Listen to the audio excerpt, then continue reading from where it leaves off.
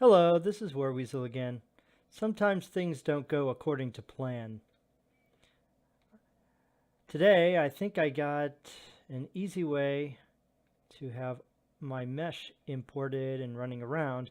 Unfortunately, I did not get the vertices correct, or the vertex weights.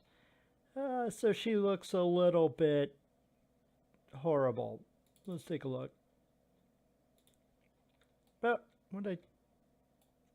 Well, that's interesting. See if that's good. Yep, there we go.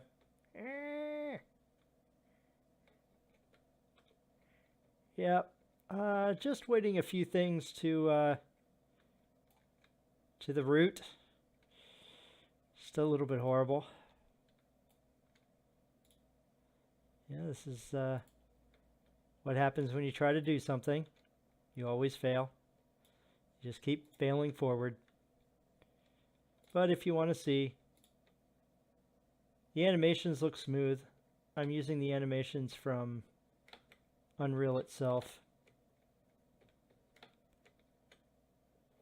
So fun. Hopefully I'll be back later with something that looks a lot better.